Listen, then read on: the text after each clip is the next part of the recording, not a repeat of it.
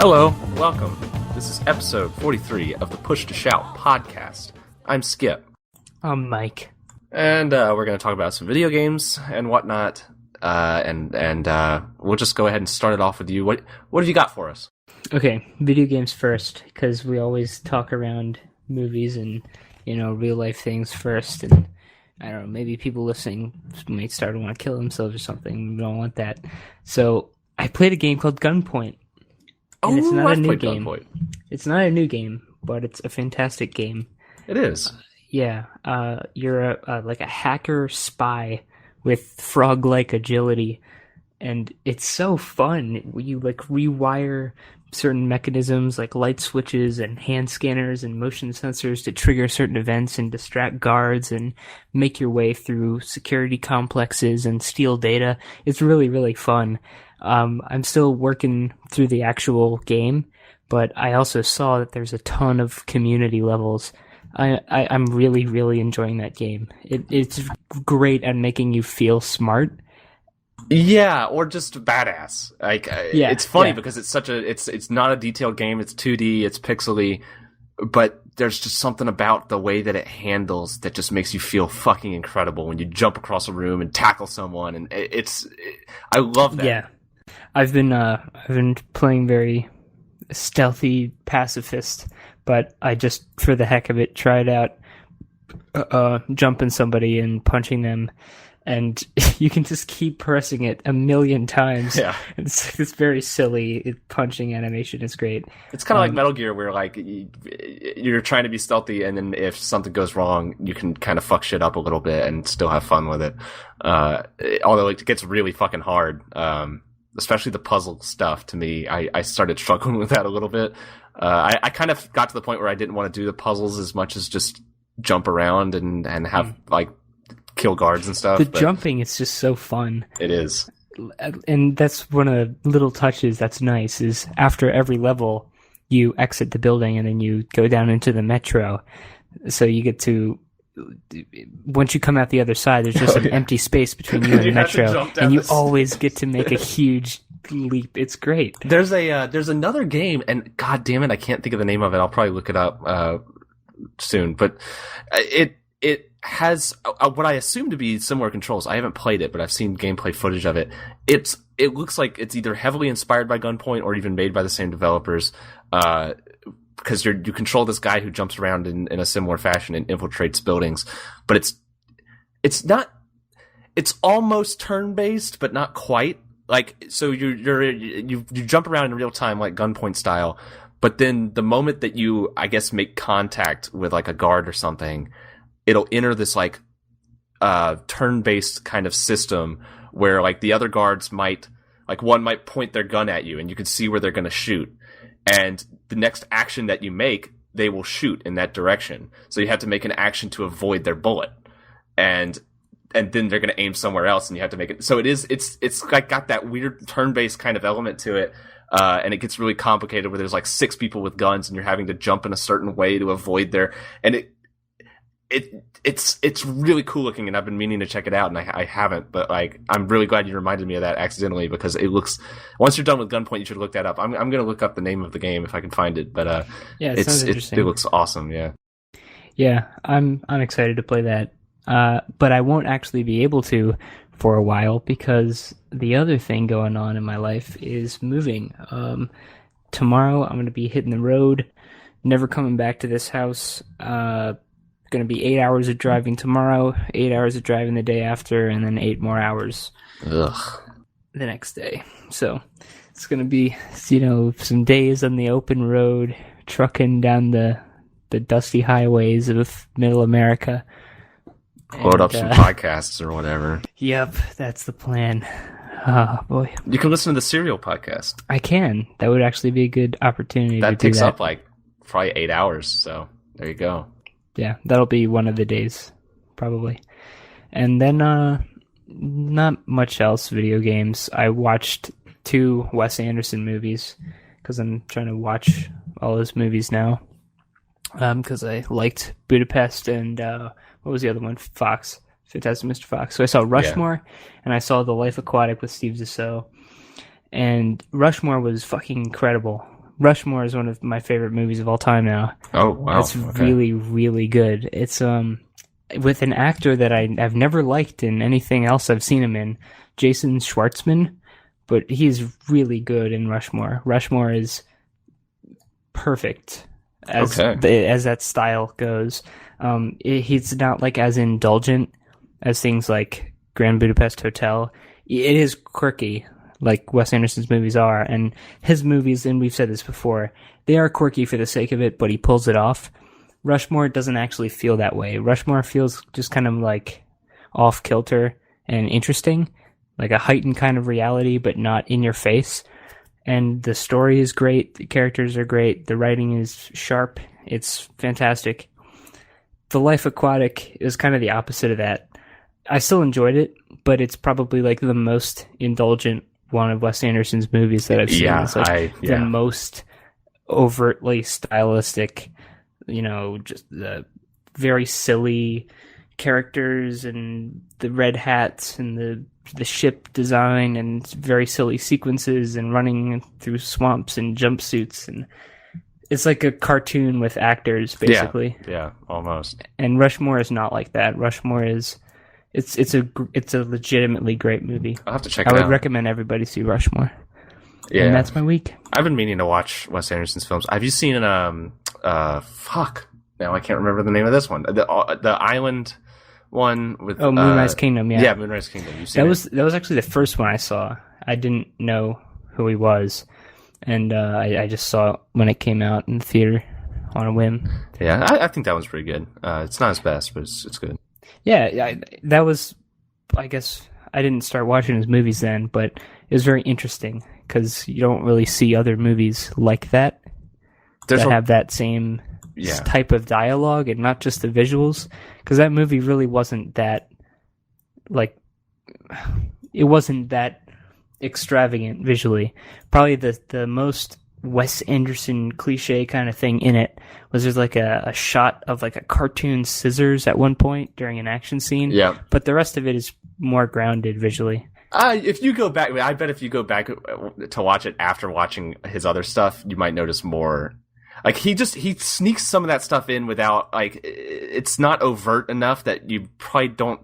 You notice that it's like a quirky, stylized kind of film, but I think that's true. Like I think you'll notice it even more once you're familiar. The scout camp kind of sticks out it's to like me. Very obvious miniatures, and then like.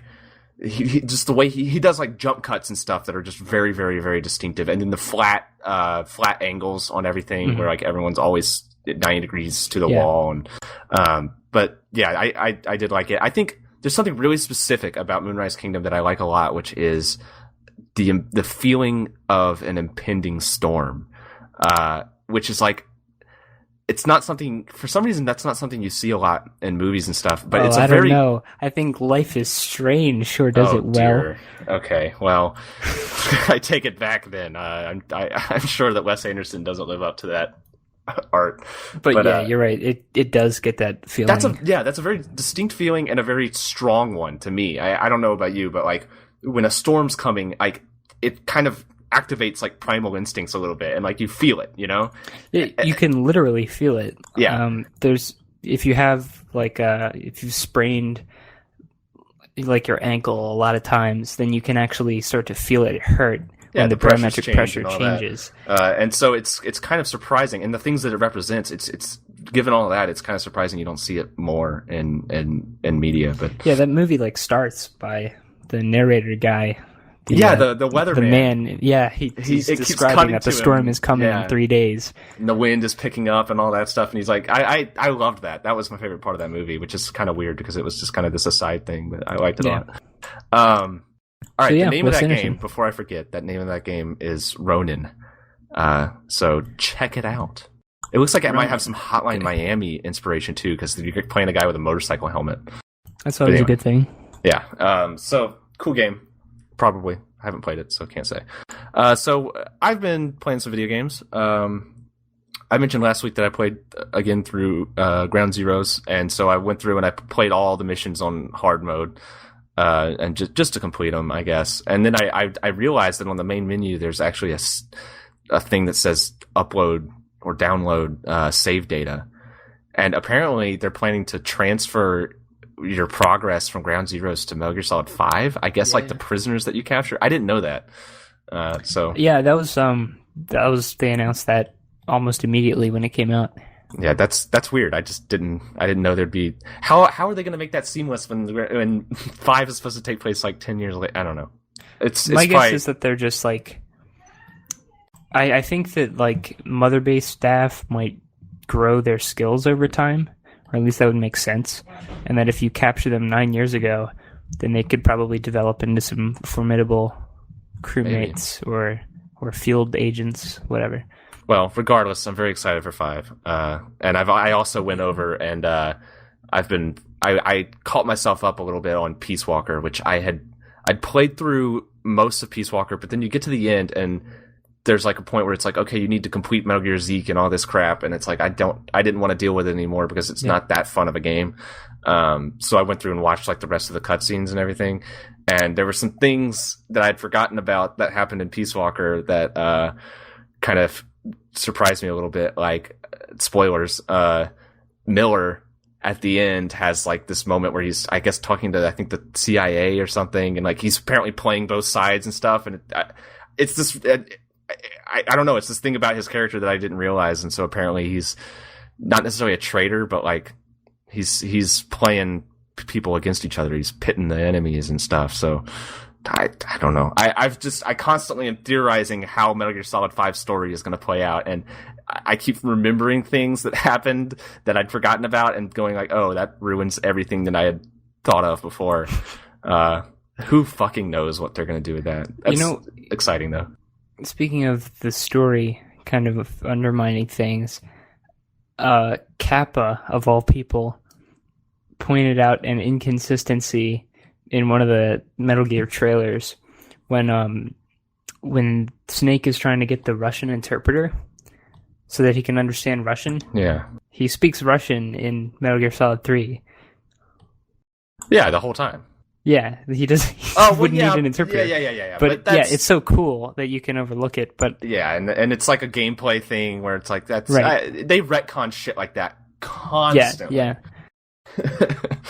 And like I don't know. I haven't played Metal Gear 2 and Metal Gear 1, but I've seen all the cutscenes and stuff, and it's very silly.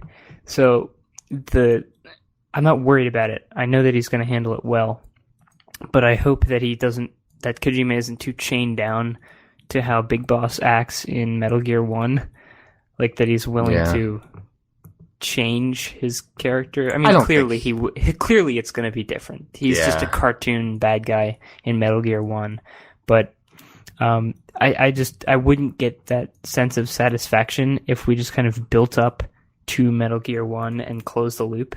I think it needs to have like a powerful ending in itself. Like it needs to not necessarily retcon those two games, but at least kind of hint flesh that them out, those games aren't all there was. Like, because you already get the impression that like even just from Metal Gear Solid, I think that you start to get the impression that those first two games weren't really the story that they're building in the Solid games, because Big Boss has a much more defined motive, because he was just, like you said, he's just kind of a cartoonish, stereotypical villain in the old games. And so I hope that they provide enough, I don't know, character, I guess, that you can kind of theorize what happens in those two games. Like, I don't want to actually go up to like the 90s, which I don't think that'll happen. But it would be really, I don't know. It's there. He's got a hard job to do. Kojima does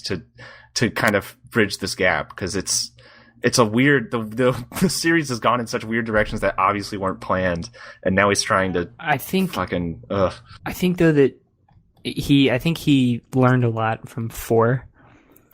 I don't know. 4 felt like a conclusion, but not really a great thematic conclusion.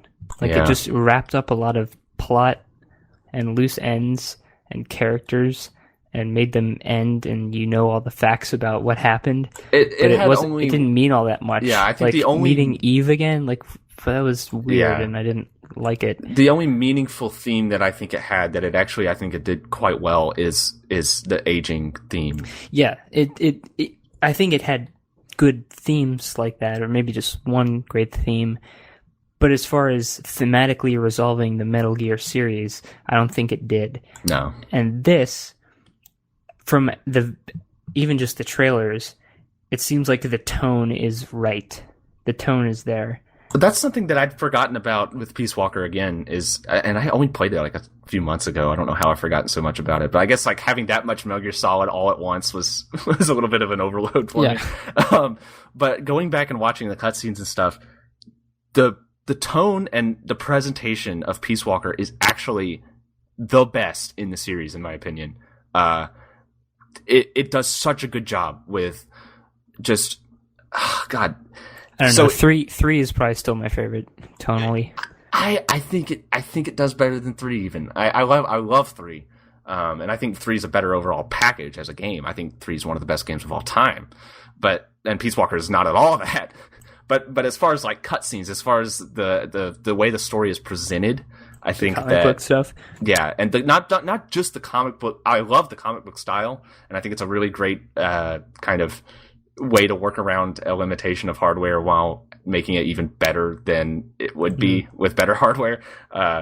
But just the way that the dialogue goes, like Snake as a character, or Big Boss rather, as a character, is fleshed out really, really well in Peace Walker. He has a much more defined character, I think, than he did in 3, and he's more separated than he was in 3, I think, from Solid Snake.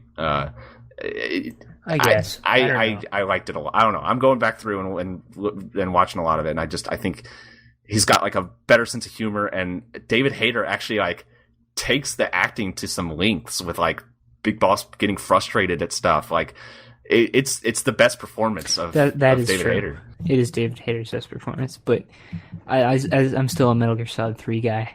Yeah, sure. I understand that completely. And I almost think that you should go back and play Metal Gear Solid 1 at some point, because the base of Metal Gear Solid 1, the setting is, I think, the best in the series. Oh, absolutely. I no love question.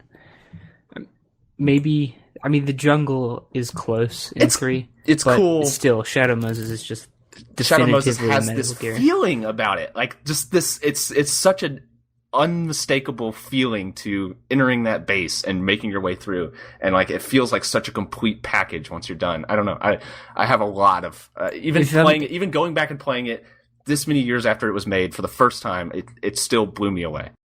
If I'm worried about one thing for 5, it's that the world is open and you can like go anywhere at any time, and there's lots of kind of outposts, but we haven't really seen anything that's, I don't know if they've shown outstandingly enough. memorable. Mother Base might have that role, but there's got to be some huge, or not huge physically, but some memorable place. Unique. Yeah, unique. That's the important thing, that it stands out from the rest of the environment. Because Afghanistan's boring as fuck. Like, the most boring parts of Metal Gear Solid 4 were the first 2 acts, where it was just like, okay, here is a Middle Eastern city, and here is like a South American jungle or wherever it was. Like, I'm really excited to play in Africa. Yeah. I can't wait to get to Africa in 5. I just hope I hope there is, like you said, I hope there's a lot of unique stuff that makes it actually, that sets it apart. Yep. Anyway, we talk a lot about Metal Gear Solid, and it's going to get a lot worse in a couple weeks. It deserves it. Dude, oh my god. in 2 podcasts, we'll be talking about it. We'll be talking about playing it. I don't think we'll be able to talk about anything else. I don't know how we might have to make like a Metal Gear Solid podcast just so that we don't fill all of our time with it. Well, you know what? I think we should just put at the L points bulleted here. We'll talk about Metal Gear Solid 5, and we'll go into spoilers. So yeah, if you really don't want to be spoiled, then don't. I think we'll figure out a way to separate. I'd like to do that. Like, just like, that would be cool. Just like a dedicated. Yeah, I think that'd be a good idea. I want to do that. Yeah, that'd be good. Anyway, let's move on. before we move on, another thing that Peace Walker has is the Russian guy has the red fucking prosthetic arm. I didn't put those two pieces together. Really? Yeah, if you go back and play the whole time. No, I mean, how did you not notice? I don't know. And it's even got the rocket arm ability that Snake uses in the latest gameplay thing where he shoots it off of his arm. That's in Peace Walker, and somehow I'd completely forgotten about it. And it's one of the best little cutscenes too, because he shoots it at Snake with like this really dramatic flare, and Snake just ducks behind a corner and it hits the corner and falls and the guy dies. Anyway, let's move on. Okay. I have gotten into Star Trek The Next Generation for like no reason. I needed something to watch while doing stuff like playing Polybridge, and I chose Star Trek. And this is a show that I'd seen actually quite a few episodes as a kid. And I didn't have a lot of I don't have like a lot of nostalgia for it. Like it was just something that was on TV that I'd watch occasionally and thought was okay.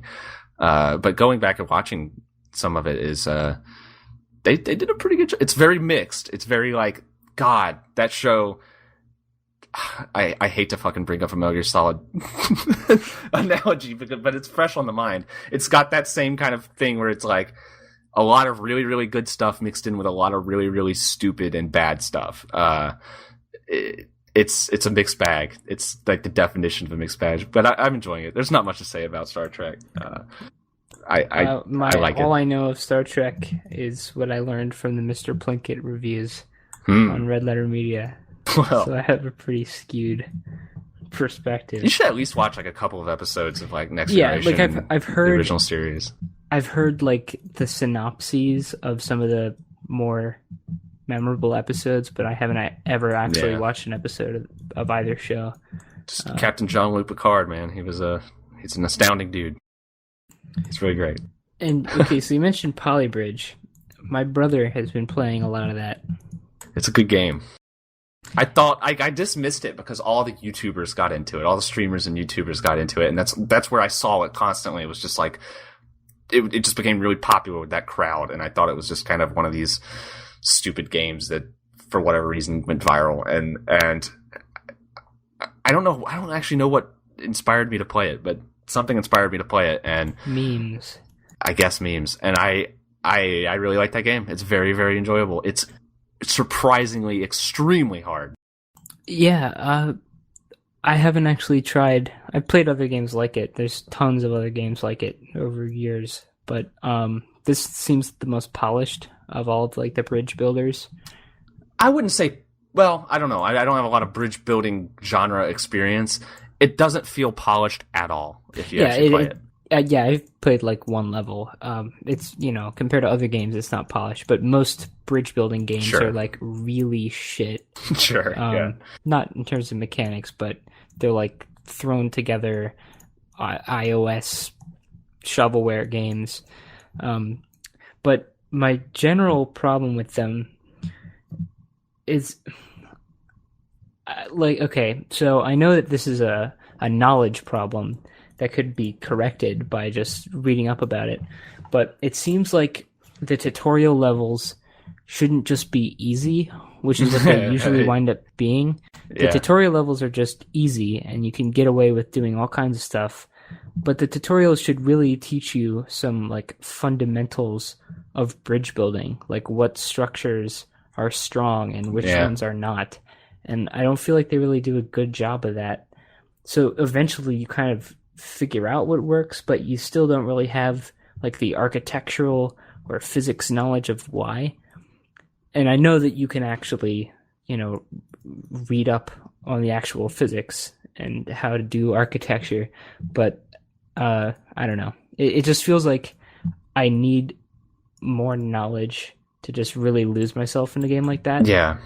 And it would take time to get that knowledge, and I don't value playing the game that much. I understand that because the reason that it appeals to me so much is that I do have that knowledge. Just over the years, I've read up on stuff like that a lot, and so I understand the basic ideas of angular structure building and how and weight management and that kind of stuff. And so appeals to this nerdy physics side of me that I've always had that very few games really appeal to. Because like a lot of games will kind of give you that opportunity to express your nerdy physics interests, but it's almost always in this totally sandbox environment where there's no goals. Garry's and that Mod. sucks. Yeah.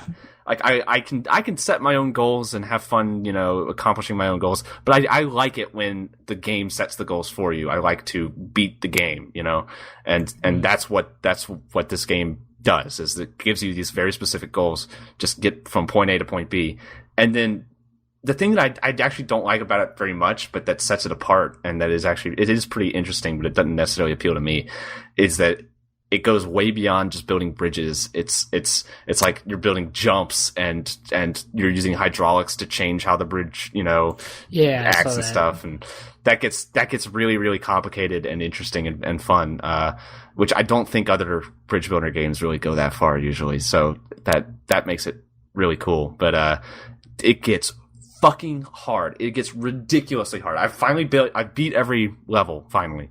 But it took me a while, and a lot of them really stumped me, because it gives you a budget and you have to work within the budget. Right. And some of these bridges are ridiculously hard, especially within the budget they give you. Just like you're having to build a perfect arc. And I got to the point where I didn't go as far as doing actual trigonometry, but I got to the point where I was thinking about my basics of trigonometry, and I was like, I shouldn't be doing this. This is not, there's no way that I think this is fun. And it isn't fun until you accomplish the goal, and then it's, but, it's a cool game. Definitely not for everybody. Definitely not one I can just recommend to anyone. But if you're a physics person, like physics is like the only class that I ever easily made an A in. I was always a B's and C's student, but I took 2 years of physics classes and aced them both. I don't know why, but I've just got a brain for that stuff. So I like that a lot. And here you are with an English degree. Yep. I was actually a physics major for one semester, and I really hated taking the math classes, and so I quit. Oh, yeah.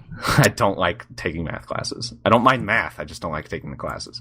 I'm like the other way. I never really enjoyed the physics classes that much, but I like the math. Yeah. Well, that's weird. Another thing I did is over the weekend, I went with my dad and brother-in-law. We had a guy's day out, and we went to boys' night. Yeah, we went to a new go-kart place that opened in the Birmingham area, and it was a lot of fun. These are electric carts, and I think someone claimed that they can go like 90 miles an hour, but the track is so tight that you never get anywhere near 90 miles an hour.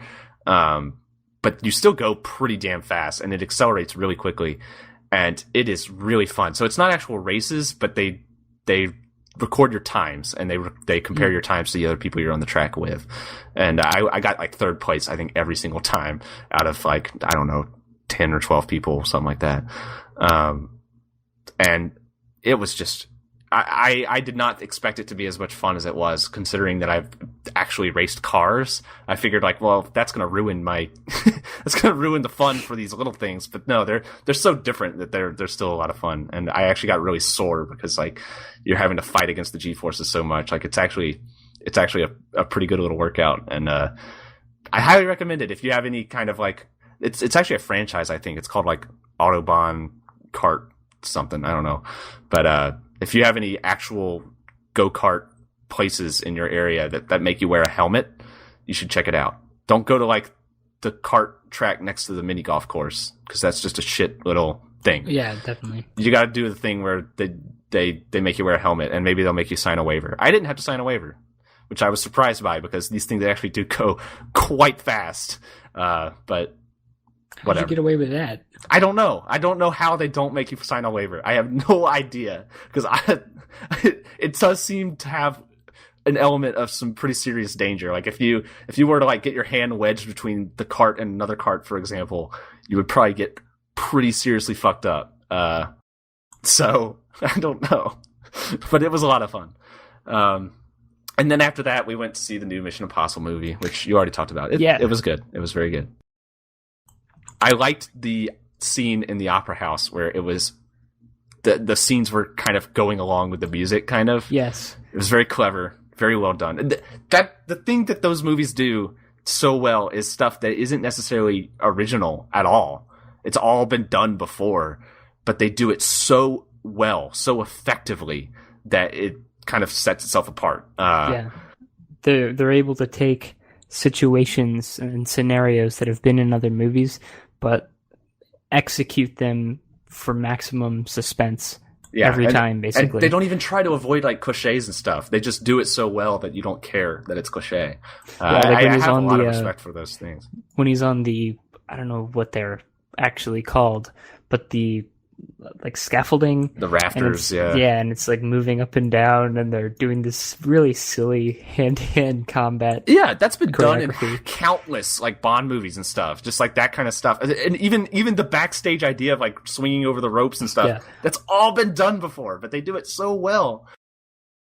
That was enjoyable. That was a particularly noteworthy scene, especially the way they have like the three different sort of angles to the action going on at the same time, and it all builds up together. They do the fundamentals of an action movie really well, and they make it all fun in a way that doesn't feel forced or cheesy or anything. Like Simon Pegg, I think you have to give him a lot of credit for this, where like he's not just providing comic relief in certain little situations. It's like throughout an entire action scene, there will be constant comedic elements. Like every 30 seconds, probably there's something that's, I mean, not necessarily laugh out loud funny, but you know, it puts a smile on your face. Even it has Tom fun with Cruise, itself. Surprisingly. Oh yeah. He has a lot of funny material in that movie. The scene with the motorbikes, the motorbike chase comes to mind, where like they're going down the stairs and they follow him down with the car, and it just looks completely ridiculous.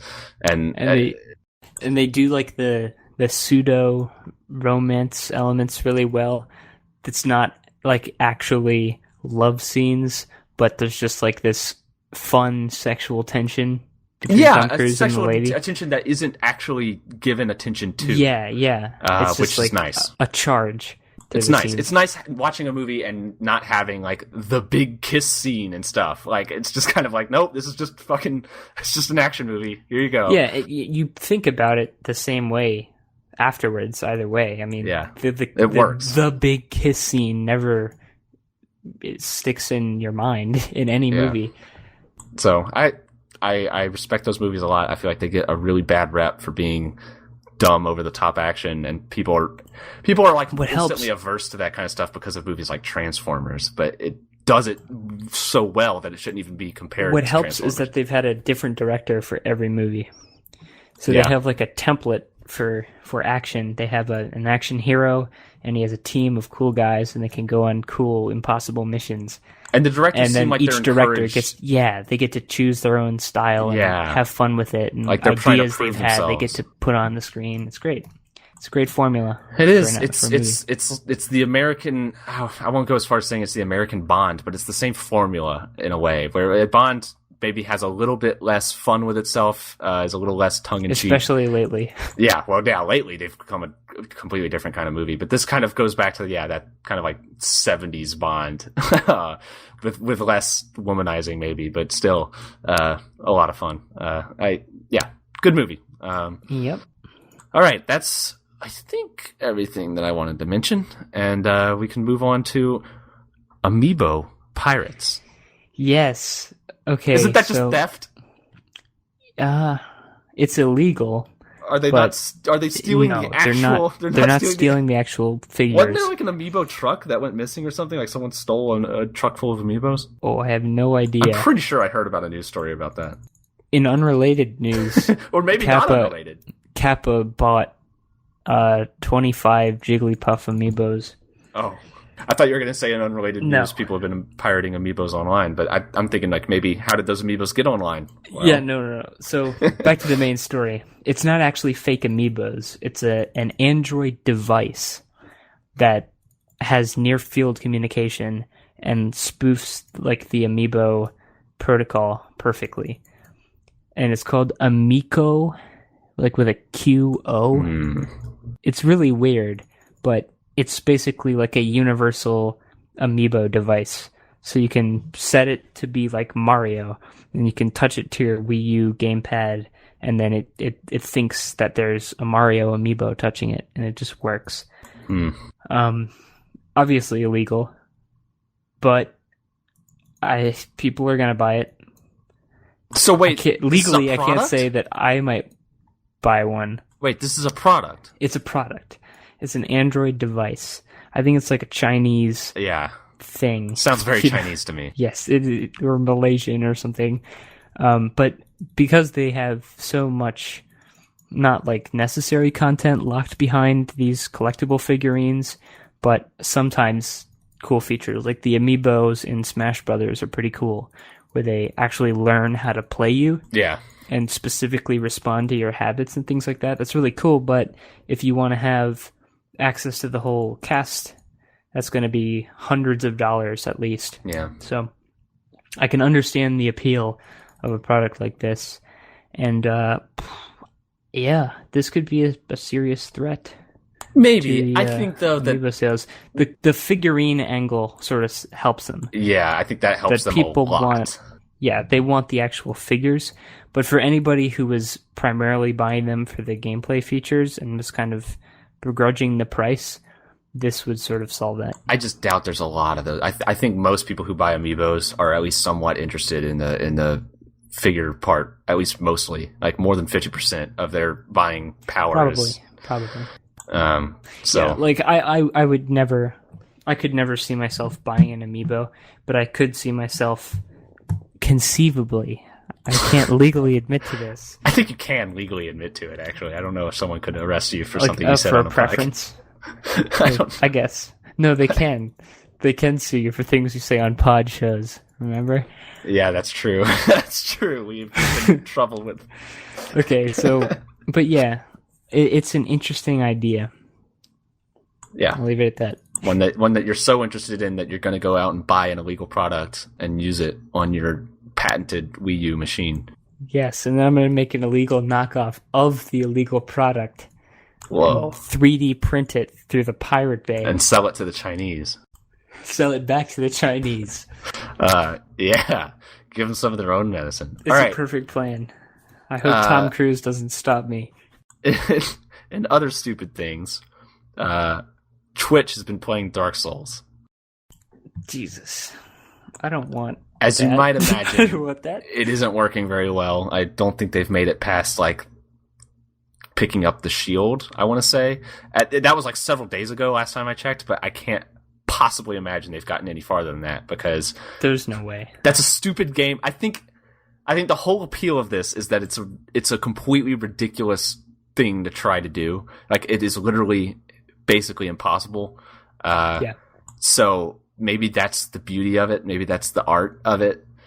But the whole fun of Twitch Plays Pokemon is that it was actually possible. It was just really hard.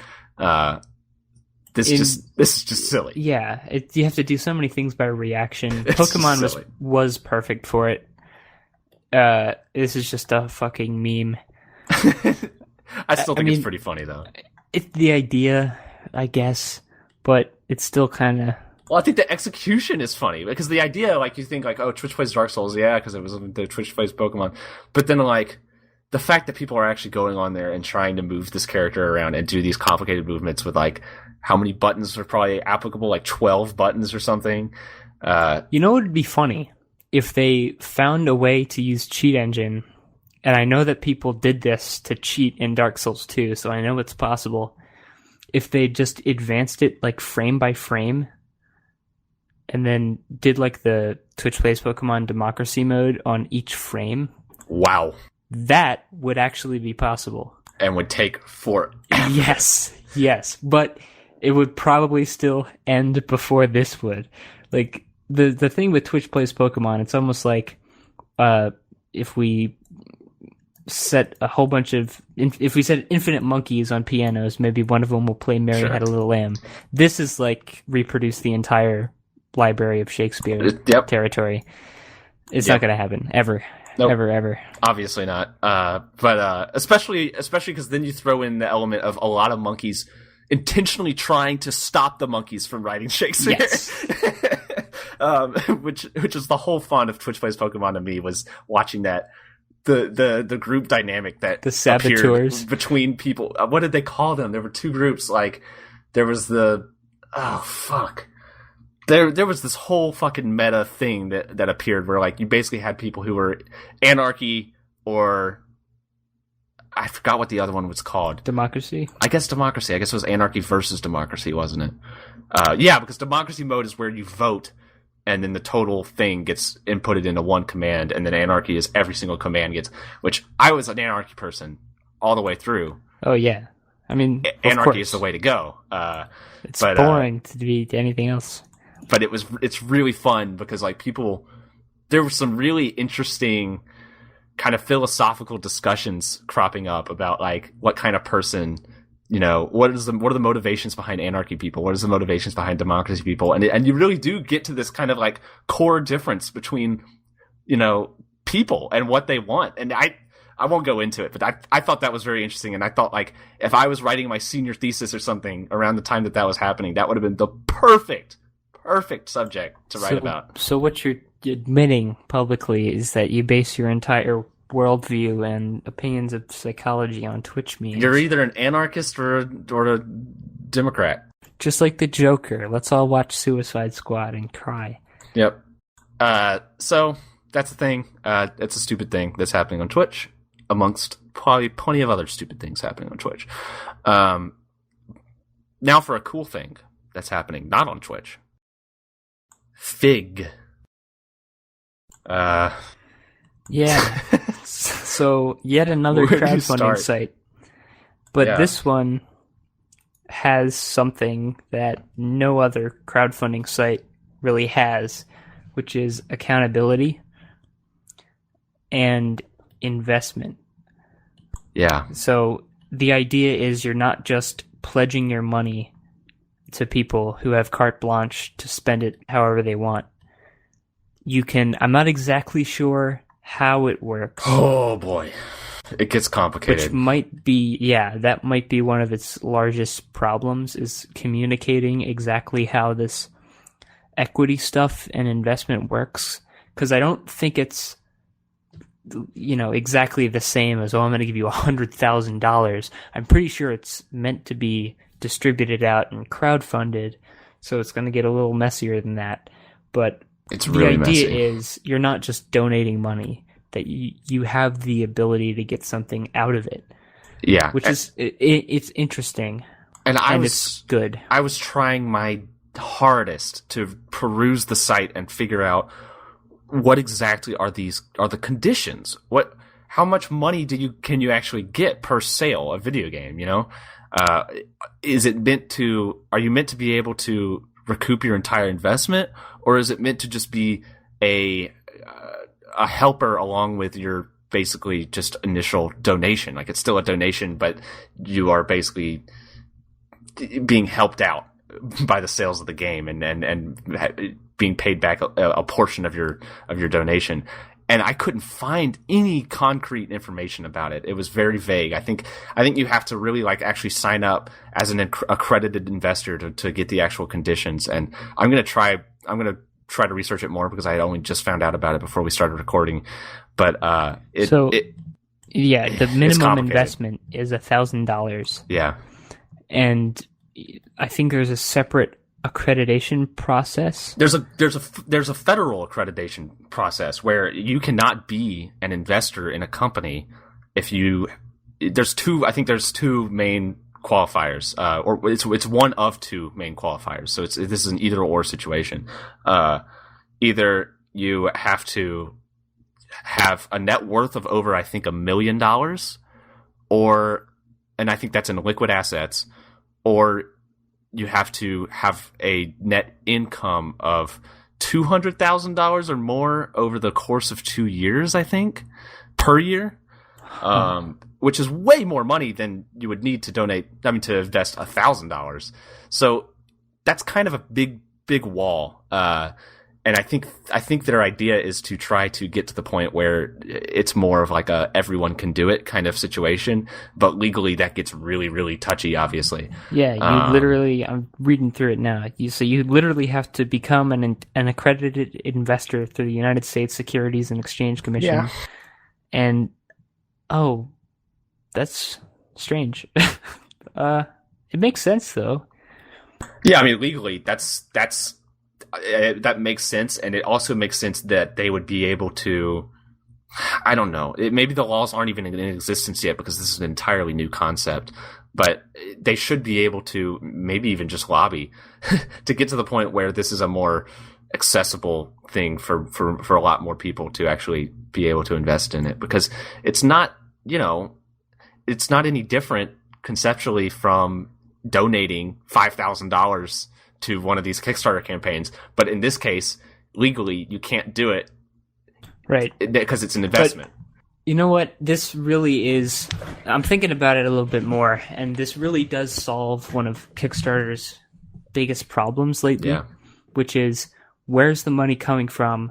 How much of this crowd money do they actually need, and how much of it is just gauging interest? Because there's been lots of Kickstarters lately where it kind of comes out that there's no way they can make the game on that small a budget, and that they're gauging interest so that other investors will come in.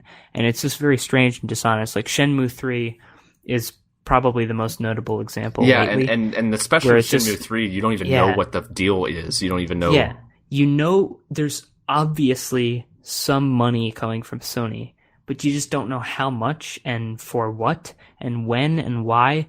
And it's all, I don't know if it's enough to make you lose faith in the project, because from what I can tell, the Shenmue games are good. I haven't played them, but I'm not expecting Shenmue to be bad.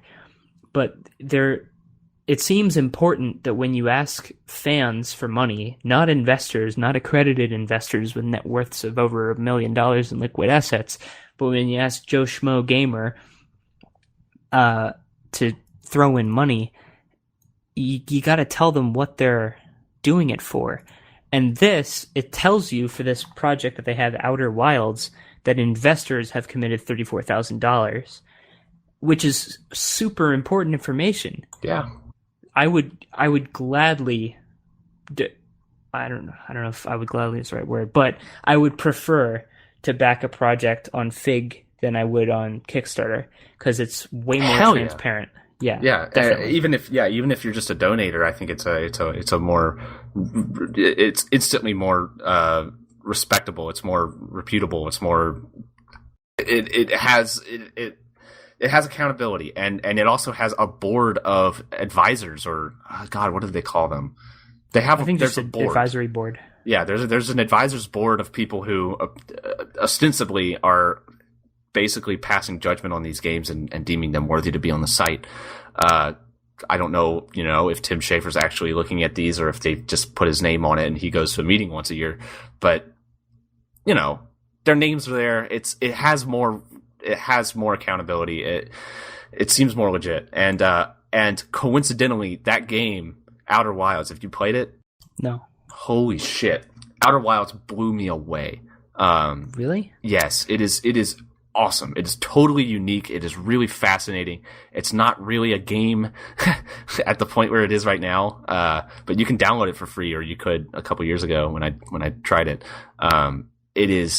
I thought it was incredible. Just the things it was doing were really interesting. You just fly around like a little solar system in your spaceship, and it's a very, very scaled down solar system, but you explore it basically, and it's a very simple concept, and even the execution in a lot of ways is really simple. But I don't know. There's something about that game that really, really kind of blew me away. It was actually like one of my favorite games. I think I played it in 2013. So you should play Outer Wilds. You should just check that out. It's so interesting. It's so cool. And I really want that to become an actual game. And when I saw, I hadn't heard anything about it since I played it. And then I pull up this Fig website and it instantly takes you to Outer Wilds. And I'm going, holy shit, this is getting funded. This is actually a thing. And I was thinking when I was playing it, I was like, if I could invest in this game, I would, because I think that it's going to be a hit. And it looks like it looks like it might be. It looks really, really cool. Yeah, I'll have to check it out. More on Fig though, I'm just looking at the Outer Wilds page and seeing some of the features. The game info tab next to the video and promotional stuff, that's really interesting. So Kickstarter, it's designed for generic projects. Games are just one thing that can be on there. You can make an art book or a fucking pizza or you can put anything on Kickstarter, but Fig is for games. So they have a timeline called development stage where it shows you what point in development they are, from concept, prototype, alpha, beta, production, release. And I can see right now that Outer Wilds is an alpha. I understand where they're at in the project. I don't have to scroll down and look at their goofy graphic of their stretch goals to understand what languages are supported and what platforms. It's all right there in a curated format at the very top. So I understand exactly what the project is going to deliver, which is probably more important to people whose English is not their first language, because they can tell if the game is going to have subtitles and voice in their language. This is great. This needed to happen, and it's just a superior platform. Yeah, it's very cool. So I'm glad that's a thing. I think it's kind of inevitable that it was a thing, because this is the first thing I thought of when Kickstarter was first becoming popular, and I had a lot of problems with it. Was like, well, why doesn't someone make this? But you can invest. I knew the reasons why someone couldn't do that, because legally it would be a fucking nightmare. But like, when there's an idea, there's always a way, and they found a way apparently. And I hope it gets to the point where Joe Schmo can invest. That would be so interesting. Yeah. It's so cool. And that would actually, I think that would wildly change just how business is done in general, because just the whole idea behind this of like, you're not investing in the IP, you're not investing in the company, you're investing in the sales. That's it. It's a very simple idea, and I think it's very appealing to kind of our generation, almost just like the internet generation and the Kickstarter generation of people. I think that's the way business is going to be done on the internet in a lot of ways, and so it's really innovative. I think it is going to change the scene in some big ways. And even if Joe Schmo can't invest because of the barrier of being an accredited investor, it's still a huge deal, because it's now way easier for actual investors with capital to throw around to become aware of these projects and get in touch with the developers. Yeah. So now, a thing that I want to mention is not everything's bright and sunny with Fig. I just right off the bat, there's a few problems that I can see with this game. The biggest problem to me is, say I was wanting to support this game and wanted to invest in it. And let's assume that the investment is an investment and not a donation with a potential kickback. That this is supposed to be an investment where you recoup all the money that's entered if it sells well. Well, this thing has 30 days remaining. Let's say I want to invest.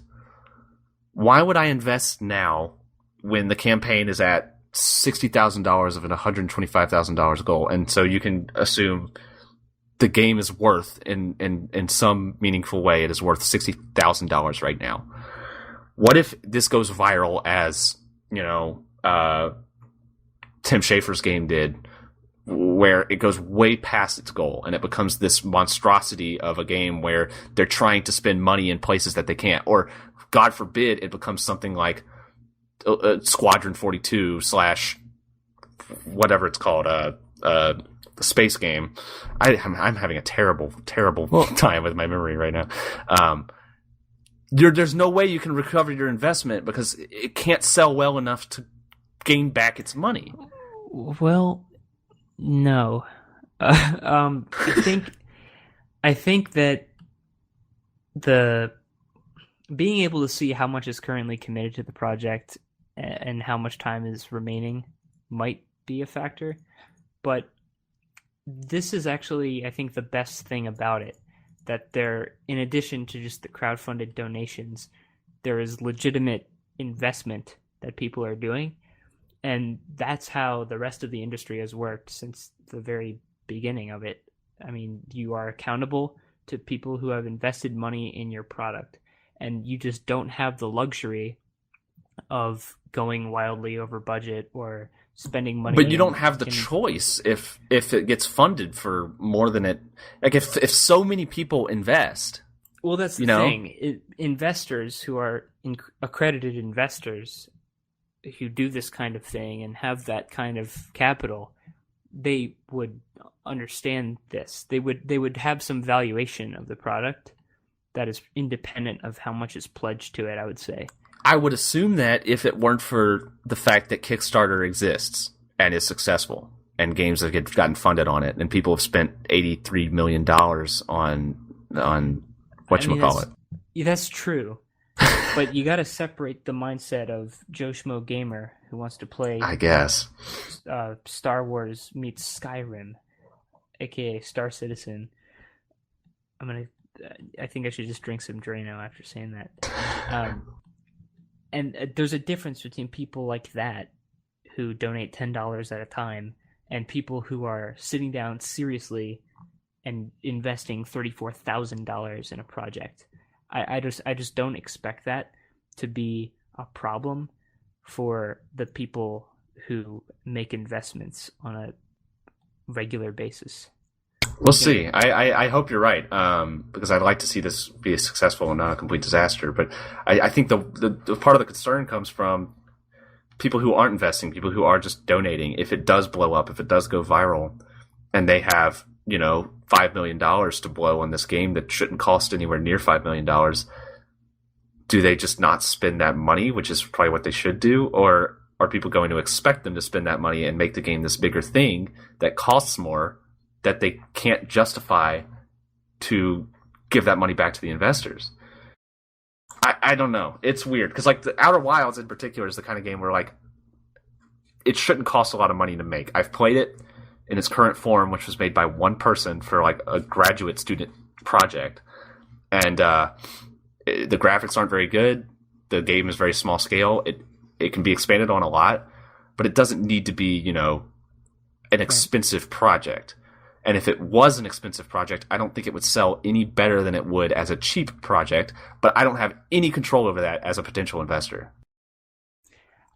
I suppose, but what you do have control over is how much equity you're buying with your money. So you can sort of, but not in terms of the percentage of the value of the investment, because normally in an investment you would in most small investments, it's like, here's how much money you're investing, and here's the percentage of the total, here's how much of that you're buying. Here's the percentage of the total value of the thing that you're investing in. And in this case, you've only got a current percentage, and in 30 days it could be, it could go from 10% to 0.1%. You have no idea. Oh, I see what you're saying. I don't think that's how it works. Maybe I'm wrong, but I think it would be like sales, that you would not be getting 10% of whatever is backed, that you would be getting 10% of what the game sells. Yeah, but so you would have some expectation of how it would sell that's independent of its current level of backing, I guess. But then again, I guess you have to sort of lump it together because people are buying the game through their backing sometimes. Yeah, and it's just like like if a bunch of people donate to the goal, not necessarily invest, but donate to the goal. And instead of investing, $10,000 of a $100,000 goal, it goes past that goal, and now you've invested $10,000 in something that is now worth $2 million. Well, maybe it sells the same amount that it would at the $100,000 goal. But now, assumedly, they've spent a lot more money on the game and are expected to give a lot more money back to the investor, but would they be able to do that because they've only sold as many copies as they would have at a lower...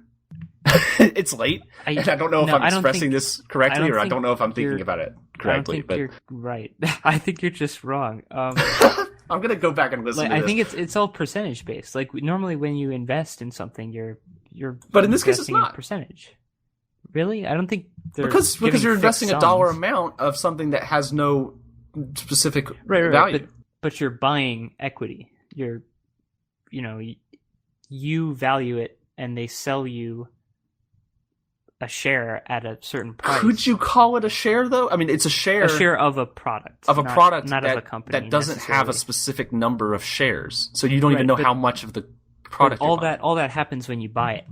So you think it's worth something, and you pay a certain amount of money for a certain percent, and that percent is fixed, and it doesn't matter what the game sells. It can sell 1 copy or 1,000,000,000.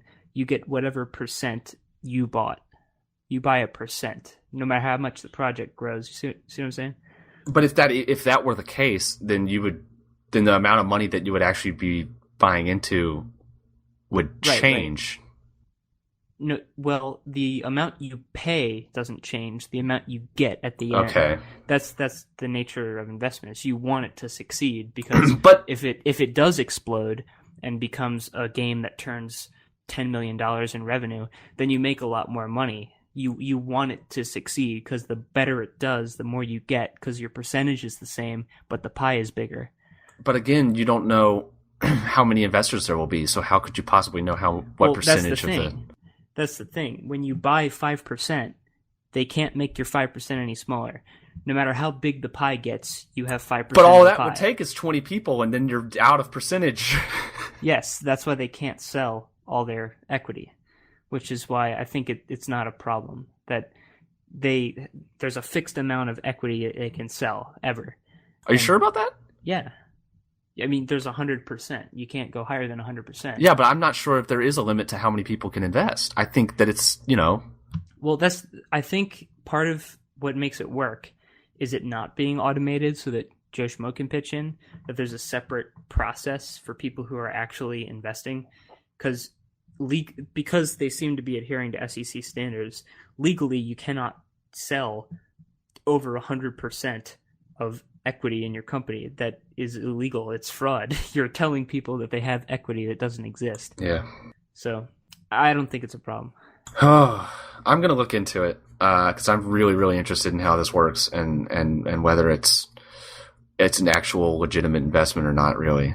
Because, you're talking about equity and stuff, but you're actually not even really buying any kind of property that's tangible, even in a legal way, because you're not buying the IP or the developer or the game or anything. Like, you're just expecting to be paid back depending on the sales. I don't know. It's weird. It's in a weird legal area that I'm really interested in. I'm going to definitely do more research on it. It's exhausting to think cool. about at 12:30 a.m. All right. Do you have? Oh well, I do want to mention.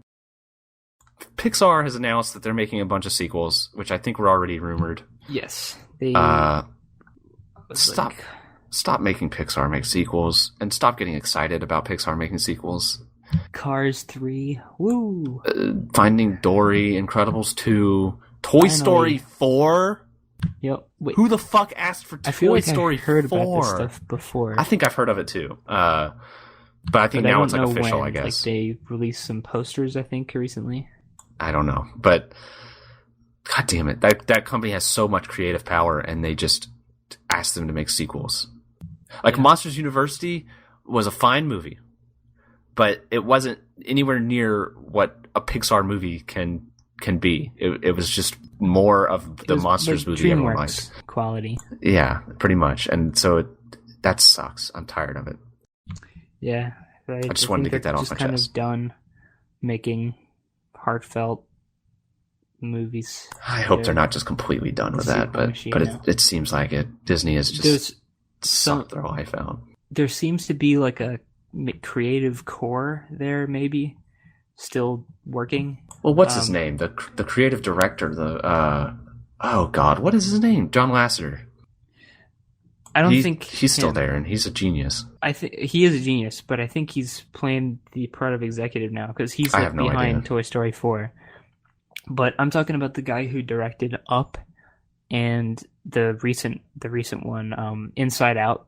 Which I haven't seen, which I heard actually very good things about. It is great. It's their best movie in a while, but that's by virtue of it not being a sequel. Yeah, basically. But yeah, he's still making original movies that aren't sequels, and I guess it's just the nature of the beast that it's a huge company now with lots of intellectual properties. I wonder if they're doing like a Call of Duty style thing. Well, they have to be doing this where... Yeah, it can't just be one team. Yeah, there's like a 3-year development cycle or whatever, and then they have like... I wonder if they still have like an ace team, where like they know that every few years they're going to come out with a completely unique movie that everyone loves. I wouldn't be surprised. And we have to wait, now that Inside Out's come out, we have to wait another like 3 years to get another Inside Out or Up. Yeah, well, it looks that way. But if those keep coming out, then... it's gonna be good. I'm just sad that people... I mean, I understand why people get excited that, like, Incredibles 2 is a thing, because I love Incredibles. It was a great movie. And I will watch Incredibles 2 and probably enjoy it a lot. But it sucks that Pixar is being reduced to sequels. I hate that so much. Anyway. Yeah. Weren't they one of the... I guess not. I thought there was some company... I might be thinking of Studio Ghibli, and the Lasseter connection is where I was getting confused, but I think it's somebody at Pixar said that they didn't want to make sequels. And it might have been John Lasseter himself. I don't know, maybe. I wouldn't be surprised, but yeah. Yep. Well, so much for that. I'm sure they don't want to make sequels. I'm sure of it, because you can just tell from their movies that they love creating new stuff. And oh man, but the passion in that Larry the Cable Guy Cars 2. Yeah, the passion. That was great. It's like the passion of the Christ. All right. We're done. Yes, we are. Sorry there's not a video this week. It's late and we didn't want to do a video. You can look at pictures of us, though. With some footage of war crimes. Yeah, I guess that's what you're going to be doing. I don't know. Mike's going to come up with something to put on the YouTube channel. So if you're watching there, I hope you enjoyed the horrifying images that have been presented to you while we talk about video games. All right. Good night, everyone. See ya. Okay, so right after I stopped recording and Mike's not here anymore, I signed off of everything and I was about to go to bed, but I just had to satisfy my interest in this Fig stuff and try to figure out what exactly the terms were. And I made an account and went through and acted like I was a accredited investor and actually got the actual terms, simplified terms of the agreement, and they're pretty I guess standard. But they're not quite what I expected. So for every $1,000 an investor invests in Fig's production company, so they create a company that you're investing in for each game, I think. Or maybe just the terms change with the game, I don't know. You're still technically investing in a company, but the terms are very strange. Anyway, for every $1,000 an investor invests in Fig's production company, if the company and the game are successful, the investor may generally expect to receive, number one, until the investor gets their $1,000 back pre-tax, 0.3% of the company's net revenue from the PC platforms as defined in the license agreement. Number two, until the investor gets another $250 pre-tax, 0.2% of net revenue. And number three, thereafter, 0.1% of net revenue. So basically, if the game does... So let's say you invest $1,000. If the game makes at least, let's see, what is $1,000 times? What percentage of? I'm trying to do this math in my head, and it's late. Basically, you're going to be paid 0.3% of the company's net revenue, which is not net profit. This is revenue, which I don't know how the. What I want to know is how the backers' funds factor into that. Because if it goes fucking viral, like we talked about, does that contribute to revenue? Or is that part of the initial investment? That's where the confusion gets in. And I want to say that would be part of the revenue. I would hope that would be part of the revenue, in which case you would be able to tell when the game gets funded. There's a chance that you would get all of your money back right away, which would be pretty cool. But anyway, that's 0.3% of the net revenue, which is, it doesn't sound like a lot, but if the game is extremely successful, I mean, there's been a lot of Kickstarters that have been very successful. That could very quickly get your $1,000 back. God, what is that? That would have to be what, $300 and something thousand if you invested $1,000. It would have to get a revenue of 300 and something thousand, I think, to get you your $1,000 back, which is reasonable. That's not unheard of at all. I mean, at this rate, how much is the game funded for at this point? Let me see if I can. Oh, now I can't get back to the page that has the game on it. Anyway, I think the game has like $50,000 invested already, or $60,000 or something. But the goal, interestingly enough, the goal is much less than that, than the amount that it would take for you to get your $1,000 back.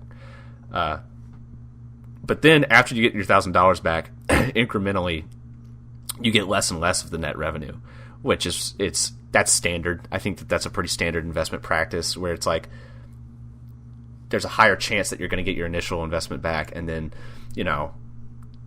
reasonably they say, all right, so you've got your money back. Now here's a smaller percentage of the revenue past that. I don't know. I think that has potential. Especially if the backers' funds are part of the revenue. That's the big question, and I can't imagine that it wouldn't be.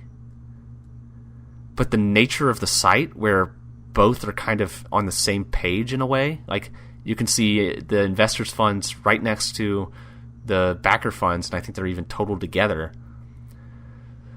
That's a weird way to present it.